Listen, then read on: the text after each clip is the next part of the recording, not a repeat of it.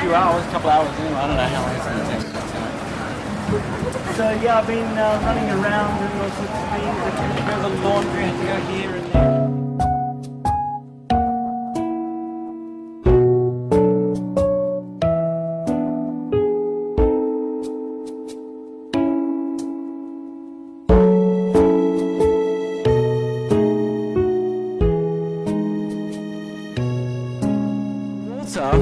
Became Albert's first student, and Walter himself also became very, very famous, and you can find him on the internet. Now, the other really interesting thing about this painting, and it's amazing, in ancient Aboriginal culture, they love the land.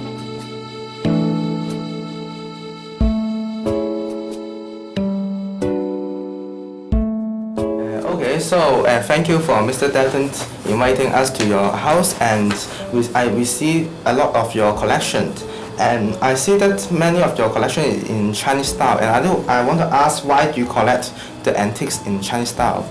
Well, I haven't actively particularly sought out Chinese antiques, but I've done a lot of travel in China. And I've traveled to a lot of different Chinese provinces all over China in the last 20 or the last 15 years.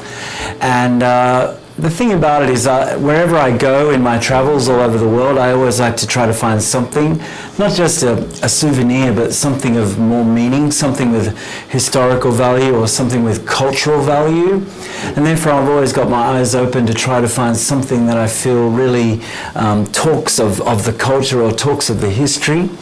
And of course, living in China as I do here in Hong Kong, I mean, I love to travel to China, and therefore I've really developed a real interest in Chinese art and artifacts and cultural pieces, and therefore I've collected, a number of Chinese pieces.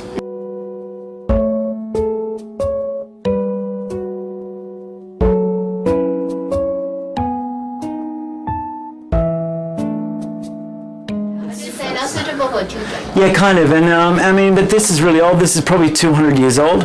I wish I could show you the inside. It's exquisite. I'll show you later if you like. When you reach it's 18, incredible. You come again. Yeah, come again, because the picture on the inside is of the wedding night, of the honeymoon of the man and the woman.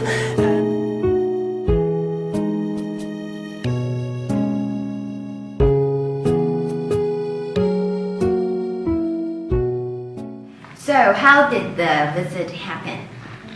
It just so happened one day that I was talking to Mr. Dalton about my club, and I went to his desk. He showed me he was very interested in getting a painting, a contemporary painting from an auction somewhere. And it was a very beautiful painting about some dances. It's watercolor painting. So, and then we started talking, and then he showed me his phone, and his phone, he showed me a blue and white Chinese bow, antique of course. The bow was absolutely beautiful. It had beautiful brushwork of the 8 Chinese immortals. Everything about the bow was right. Its color, its cobalt blue, its shape, its brushwork, is exquisite. So we started talking about antiques, and I found out that he actually has a collection of his own, which does not limit to Chinese art, but other kinds of arts from other countries as well.